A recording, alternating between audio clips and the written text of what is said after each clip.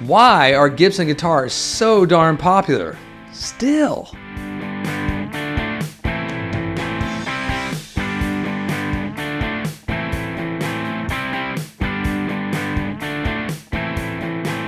Hey, thanks for joining us. Baxter here at Casino Guitars. And Jonathan.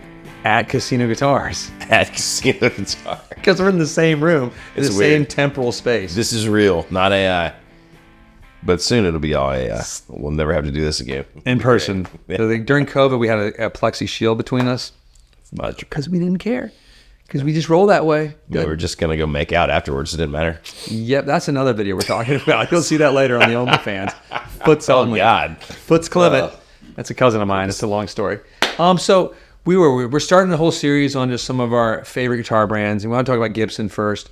And there's all the guitar chat, the highs and the lows, and the highs and lows. But guess who's been around for a long freaking time? Like Gibson. Was it like 1903 or some crazy year? Really? Year of Kalamazoo. Damn.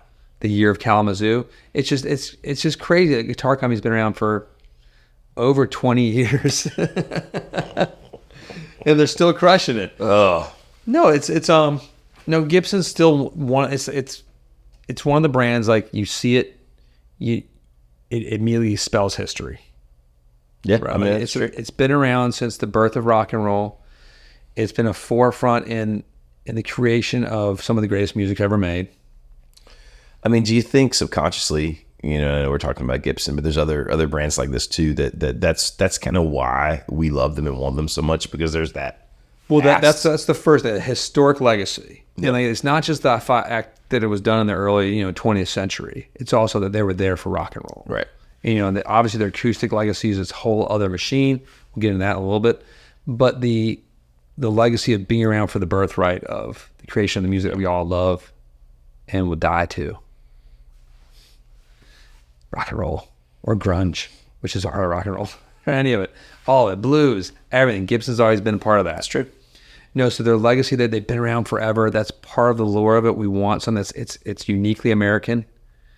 It's uniquely historic in that respect, and we love that this fabric of our collective consciousness in our past. Well, it's like this little thread that ties you back to that stuff that you love, right? That you want to continue this tradition of. I mean, that sounds kind of dumb when you say it out loud, but it's true. Yes, it did, but I'll let it go. No, the other part is the iconic designs. Let's not just, it's not just that, it's old and it's cool. Like, we're not driving Packards anymore. This is, the Les Paul has survived for a reason. It's awesome. It is awesome. The SG has survived for a reason. Derek Trucks. 20 horns. It's amazing. It's young. No, but because it's awesome too. There's all sorts of other Gibsons, but let's just talk about, the 335, that whole body style, the SG and the Les Paul. Like those three right there alone is enough to say, so we're done, close the books. We don't need to do anything else. Yeah, that's true. And that's not even going into like the jazz stuff. But yeah, what's more rock and roll than like a picture of a Marshall stack in a Les Paul? No, it's the Jimmy Page answer. That's it. I'm going to talk a lot about him this week, so just stay tuned. I'm in a Jimmy Page mode. It's in there. I can't let it out. It's happening. No, but he is the blueprint for cool. Yeah. I would say of, even today, like, you see those little pictures, I'm like, damn, that's cool. Yeah, it is. There's not much, Les Paul and a stack of Marshalls. I know he did Telecasters and different things on the first few recordings. Blah, blah, that doesn't count, though, because we don't think of him like that. No, it's also the craftsmanship that goes into these instruments. It's not an easy to build guitar. No. Even when I watch the sort of behind the scenes at the factories at Gibson, I love some of those videos. We watch them too. Just watching them put together a Les Paul. It's really not easy. It's not. The carved top. You worked there, I heard, through the grapevine. Something like that. I was there. I was present. I thought you said president. I was like, that would have been awesome. How does it look at a guitar shop? Weird. Things went really poorly. No, I took a left turn at Success and ended up here. There is a little more to putting a Les Paul together than a bolt-hole neck guitar, right? Like, it's a lot more to it. Just the neck joint. But like you said, the carved top. Even just, the body too, like watching them and get the pieces together, get the carve right, the binding. That's before we get into electronics and whatnot. It's it's pretty crazy there. Now let's jump into another thing that I consider a major factor. It's tonal abilities. Oh, Some might say characteristics. I'm just going to go with like what this machine actually outputs. It was something radically new. Not as radically new as maybe some of its major competitors, but that throaty, once they figured out the tube amps combined with a PAF pickup, what happens there? so you're saying when we hit that sweet spot, 1958, 1959, maybe 57, but The saturation machine that happened. I mean, we never really heard that. no. And then we still want to replicate it with all sorts of fancy pedals. That's what we want. Yeah, that's what I mean. That is true, and I get reminded of that all the time when I take my Fender guitars with single coils out to a gig, and then I switch back to like my 335. It's such a different animal. Like the way that you get that singing, like sustained, saturated thing. What's the player's experience? That's another big factor of this as well, that it's hard to repeat it. Even when you jump into other guitars that sort of copy the two humbucker style, they don't sound the same as a Gibson. No. They have their own thing, and we'll get into those brands later. But not on this video. You have to stay tuned to our channel. But I mean, there are guitars that we have in our shop that are supposed to be very similar, and it's just, and they have their own like sort of good things they do. But it is, you'd think on paper, man, this is the same. But No, like you're saying, when I play a Les Paul, it's a whole different style different thing, when I play a Strat. for sure. And then I have my sort of Echo Park, which is a Les Paul Esh, it's Les Paul Junior Esh sort of type thing. Yeah. The one that I have that he built for me, but it's not a Gibson. It's different. Yeah. And I use it, and I use it all the time, but I use it differently. Another thing is, like, we look at the history of it, the iconic players that have played this instrument. Besides that gentleman named Les Paul, Oh yeah. there's a host of folks from the Allman Brothers. There's a host of folks from Led Zeppelin. There's these folks, even though they've switched all over the place, from Cream. I think that was a whole Gibson lineup for the front of that little house for a bit. Yeah, I mean, you can sort of look at every genre. You can pretty much look at any style you want to look at, right? Any era, you know what I mean? And there's a continuous history of it. Like, Well, the fact that it survived through like the hair metal phases too, Right. And it's funny that they got rid of Les Paul for a minute and came with that little SG thing, and thought the Les Paul was done, but no, everybody wanted it back, and it came back with a vengeance. And so it's just funny, like the people, like when we grew up as kids, when I was a kid watching Slash play it, like I was like, that's the coolest looking dude. That was a Jimmy Page of the 90s. well, when I was learning to play and I was a teenager, and then even up into past that, we all thought that was the holy grail. We all had Fender copies. But we still, because that's what was available, and what we could afford. But a real Les Paul was sort of, that was the Mount Olympus, that was the top. Well, it's something like none of us ever played until we got to a certain level, because they're expensive instruments. Yeah. They fortunately have the Epiphone line, which they've sort of been able to expand and sort of bring in new sort of, I say, fan boys and ladies to the fold. But and some of the Epiphones alone stand on their own 2 feet. I'm a Jerry James nickel Epiphone aficionado. Love those guitars. So if you haven't tried one, Get matching ones, me and you. I would do that. We should do that. Should we call somebody up at Gibson and see if they can help us? Yeah. I know somebody that works at the garage. Colin, you Very connected. should we get like a black and white or something? Yeah. So we can That'd be do like cool, yin and actually. yang. That's what we should do. God, That's actually a good idea. it's not a bad idea. Yeah, it's like when the Noventa came out for Fender, I was like, this is kind of like that, but not at all. No. Because it's just doesn't say Jared James Nichols all over it. That's what you need. Another thing, like jumping into the monies of this thing, is the collectability and the resale of their instruments throughout time has been pretty strong. So when you buy a Gibson, you're buying an asset that's going to be able to hold on to some of its value. Maybe go up if you have an old one. Maybe. I mean, historically, is there any guitar, and taking away like, someone famous owned it or whatever, I mean, is there anything that's really worth more than like the bursts? I mean, is that the highest like worth? There might be a few Non-famous? rare things. Yeah. Just like it's worth this just because it is this guitar. The from this Vox year. guitar, because there's so few of them. Yeah. And that's part of the Gibson burst thing, is that Right. 1400. that they have. They're tracking down like little Inspector Gadgets across it. I mean, it's hard to beat it. It's when you buy a Les Paul or an SG or a Les Paul more so, or 335, you know your value is still sort of safer there. Yeah. It's safer in that instrument versus certain other brands, like the resale is not as strong. It holds that really well. In essence, in a summation, no, it's very official. It wasn't that official. I just wanted to say, I've never said summation on like a video Summation. before. I feel like a lawyer for a minute. No, it's like they have the historic legacy. They have a guitar that has been played by, tons of famous people throughout time and through the birth of rock and roll up until now.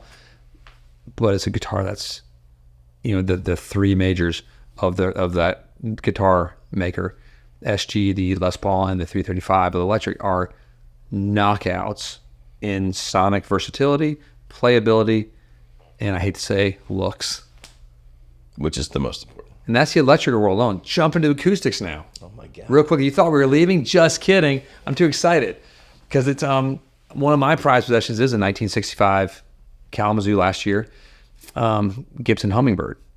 It's amazing, which is pretty awesome. It is. Yeah. It's not the best sounding, like when you play it, you think, but it's the best recording guitar I have. Right. When you record that thing, but then when people strum it, they're blown away by it too. I mean, it's probably one of the coolest looking guitars. Yeah. I mean, it is. Well, that's part of it too, like the iconic look of Gibson acoustic. That, I remember talking to my friends at Taylor Guitars once, one of the designers, and he was like, "What can we do that's gonna be different? I'm like, make a Taylor that looks like a Gibson," and they did. It's a cool guitar. It sounds like a Taylor, but it looks like a Gibson.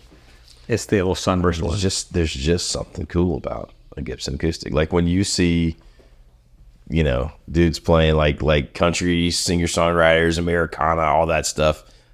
Most of the time, if they're like cool, they're playing it. You know what I mean? It's a J45. Like it's just cool, right? Even if it's like an old like little B25s or something with a magnetic pickup and sound. They don't sound good at all. They sound terrible. But man, it looks cool when you're on stage. And I know that everybody's gonna be like, "Oh, it doesn't matter what it looks like," but no, but but I do actually love the sound of a Gibson acoustic. Yeah. It's just different than what you're used to. Like if you're playing a Taylor, it's like overtone frenzy. If you're playing a Martin, it's got this deep, thick, rich bass and a wonderful, just clear mid and strong presence in the treble. But the Gibson has this flat response that is, it's just America. When you strum, it's like whoosh. What is like rhythm guitar, like what you want it to be? Like it is the foundation you're strumming and someone's singing and there's other instruments. Like that's kind of where you want it to live. And for whatever reason, that's what they do. Yeah, so they have you go to the banjo world, like some the lore and all the most expensive and sought after instruments of that genre period. And they've kind of covered all the bases. They're one of the only major manufacturers that has electric and acoustic. And they're both. I mean, I was thinking about this the other day. If you could only play one brand, and you acoustic and everything, it's got to be Gibson. It's got to be Gibson, right? I mean, like Taylor Guitars has the T3, yes, and Powers Electrics, right? But I don't think that doesn't necessarily count. I'm not giving up my ES355, my Les Pauls. No, like if you love, even like, because I know how much you love Strats, right? But I do love Strats. What would you play for acoustic? I'm not playing a Fender acoustic. There you go. I'm going to say it right now. And I'm not even that snobby. I'm not. I'll play a Squire, and I freaking shred it up and love it. I play the Screamadelica guitar at gigs. I think it's hilarious and awesome. It's actually a good guitar. If you have a Screamadelica Strat, it's amazing. Someone was asking me about that guitar the other day, and I can't remember if it was. But anyway, it doesn't matter. Sorry, diverted again. We can't talk about those other manufacturers. This is a Gibson video. But same thing. PRS. Can't play. I don't necessarily want to play one of their acoustics. No. But Gibson, it wouldn't even be like a compromise. Like I'd be happy with both. I would love to play. I love Gibson acoustics. And then throw in a nice mandolin. You're good. I'd be banjo. We don't need to burn all the banjos. Burn us. But sorry, banjo players. You know what I'm talking about. You met yourself. But no. But yeah, it's that'd be hard to give them my Strats. I know. But I would do it. If you had to. It was an all or nothing. I don't know what sort of scenario where they like you must. But in the future, when the aliens oligarch are overlords, thick world that we submit to, and yes, AI rules all. If you only knew, this is actually AI right now.